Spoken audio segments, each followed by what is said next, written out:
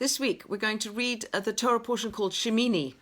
And as we continue in the book of Leviticus, we're continuing to read about the inauguration of the Mishkan, of the tabernacle, this space in place that the Jewish people created for the divine presence to rest itself, so that we knew that God is in our midst. And this is the last day of the preparations. For 7 days, Moses has been constructing the tabernacle and taking it down and putting it back up and taking it back down. And now on the 8th day, he's conferring all the information that needs to be given to Aaron. Aaron is going to be the one, the Kohen. His older brother is going to be the priest in this tabernacle. And he's giving over the inauguration day. Now is the day that Aaron is going to start the service. It's the first day of the month of Nisan. It is the first day of the service in the tabernacle. It's the inauguration of the tabernacle now. Today, Aaron is going to be conferred the role of Kohen Gadol, of the high priest. He's going to do the service in the temple according to everything God commanded. And the first word of this week's Torah portion is Vayahi, which warns us. It's a word of warning. Be careful. Something's happening in this Torah portion. Maybe it's not going to be so good. A little bit ominous, a little bit dangerous, a little bit foreboding what's going to happen. I'd like to bring out 3 side stories to the main narrative that we see that happened to Aaron. Moses says to Aaron, come close to the altar so you can bring the offerings up for the people. Come close. Why does Moses say to Aaron, come close? Doesn't he know that this is the service that he has to do? So our medieval commentator Rashi teaches us that the reason that Moses is bringing Aaron close is because Aaron looks at the altar, and the shape of the altar and the way that it looks, it reminds him of his role in the sin of the golden calf. He is reminded of something that he had an involvement, that was a major incident in the Jewish people, that they worshipped this golden calf when Moses was up on Mount Sinai for a little bit longer than the people imagined that he would be there, and he had a role to play. And when he looks at the altar, he's reminded of his role. He feels ashamed, he feels guilty, say our commentators, for his role in that. And when he looks at the altar, that shame paralyzes him and he's hesitant to come forward. So Moses goes over and he cajoles him. He says, come close. He says, this is why you were created. This is the role for you. This is your calling. We talked about Vayikra, the calling of each person. Moses is saying to Aaron, your calling is to be the Kohen, to be the priest in the temple. So come close, come to the altar and do the service. So here's the first incident I want to bring out, where through something that Aaron did in the past, through something he's already done teshuvah for, he's repented for, he's atoned for, he's still feeling ashamed about it. So too must we, when we have done things wrong and we've moved past them and we've done all our rectifications and we've really processed it, have to be able to move on and continue to work in the world and continue to do the things that we're here to do. So too Aaron needs a Moses to come and say, come close. This is why you were created. This is what you have to do. That's episode 1. Episode 2. Aaron does all the service that he's supposed to do. He does all the offerings, all the details of the offerings that he has to do. He does that. And then, filled with gratitude and filled with love for the Jewish people, he raises his hand. And it's the first time that Aaron, as continues to do till this day, as the priests do to this day, they continue to bless the Jewish people. Aaron raises his hands and he blesses. He is the conduit through whom God is going to bless the people. Aaron raises his hands, and through him, blessing comes to the people. He's going to bless the people. It's the first time that Aaron has this role of blessing the people. And yet, what do we read? We read, continue in the text, we read that Moses and Aaron go in to the tent of meeting. They go in, and when they both go in and they both pray, then the divine fire comes down and burns up all the offerings. But until they went in together, we understand, again, Rashi teaches us that Aaron goes to his brother and he says, I've done all the service. I've blessed the people.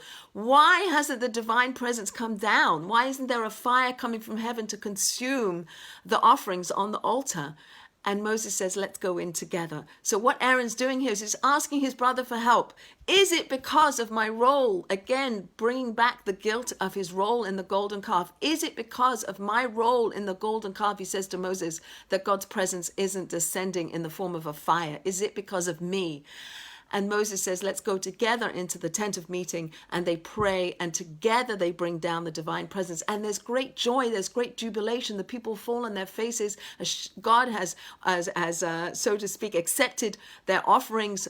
There's the divine presence have come down into the midst of the Jewish people. Everybody's happy. It's a joyous day. It's inauguration day. It is a most festive and happy day in the lives of the Jewish people. They are one, they're united, their work of their hands has been blessed.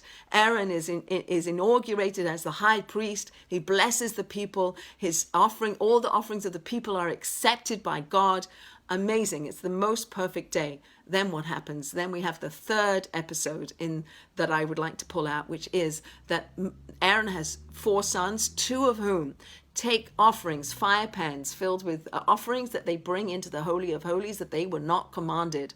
And I'm not going to go into all the different commentaries as to what it is that they did wrong, but because of what they did, a divine fire descends and consumes their soul, that they die on the spot. 2 sons of Aaron die on inauguration day. Here is Aaron being instituted as the high priest on the day of greatest joy, on the day that God's presence accepts the offering, is the day that 2 of his sons die. And Moses and Aaron engage in a conversation as to what happens now. And there's a continuation of the service that has to happen. And Aaron, even though his 2 sons have just died on the spot, has to continue his service in the tabernacle. And here we have here we have Aaron. His response is silence. He has nothing to say. He can't say anything. There's too much. And there are, again, many commentators that weigh in as to what that silence indicates. One of those commentaries I'd like to offer to you, which is that Aaron was accepting of what happened. There was a level of faith that he had, that God was good and God had to do this. And he's suffering the loss of his sons, and he's suffering the pain and suffering of this intense grief.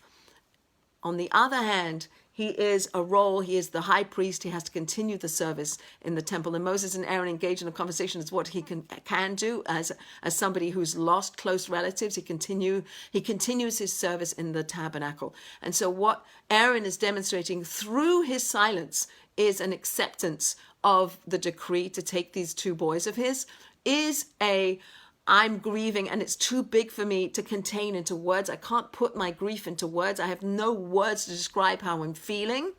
And I have a job to do. And for this I was created, and this is the work that I have to do. And I have a responsibility as the high priest to continue the service in the tabernacle. So at the same time, he's holding these 2 diametrically opposite emotions in his heart. He's holding grief and he's holding divine service that he's called upon to do. He's holding these 2 things together. And I wonder how often we have that. We're called upon. And in fact, that space between the death of a close relative and the burial of that close relative, the close relatives are enjoined to do everything they need to make sure that that burial happens quickly and fast and properly, and it's a kosher burial. But that's the role, and they are exempt from doing any of the mitzvot, of any commands. They don't have to do anything else. They just have to take care of the burial. They have to spring to action. And I wonder whether that's what we're seeing with Aaron, that yes, he has to take care of his sons, and he has to take care of his service in the tabernacle. He has to do both. So these 3 episodes, the first episode where something that happened, that Aaron had a role in the past, in his role in the sin of the golden calf. He sees the altar. He's paralyzed. He can't come forward. He's hesitant. He doesn't feel worthy. Moses comes and says, no, come close. For this you were created. For this is your job. Come do this. So we have a Moses pulling his brother along when his brother is paralyzed with shame and guilt and second guessing and hesitancy. Episode number 2, where he again says, is the divine presence not coming down because of me, because of my role in the sin of the golden calf? Is that why the divine presence isn't coming down? And he asks help from his brother his brother Moses. And Moses says, let's go in to the tent of meeting together. And they go in together. He helps him. They go together. They pray. Divine presence comes down. Episode number 1, Moses is helping Aaron unsolicited, bring him close. Episode number 2, Aaron is asking Moses for help, and together they bring down the divine presence. And the third episode, where the sons of Aaron are consumed in this fire, that Aaron is holding grief and loss and tragedy, and at the same time holding strong to the role that he has as the Kohen Gadol. This is what he has to do on a joyous day where the community is celebrating, the community is happy, and he continues the work that he has to do in the face of his loss, and holding those two. And the response is silence. There's nothing to say. There's just what to do. And I think that these are things that we can think about how to bring those 3 responses. One is to look and see how we can bring other people close. 2 is to ask for help and be somebody who other people ask for help. And 3, sometimes it's silence. And when we're in the face of these huge emotions that obviously Aaron felt on that day, huge emotions he didn't have a way to contain in the words, the response is silence. One final point, the difference between Aaron and Moses in their aspect of how they come to this intense level of humility.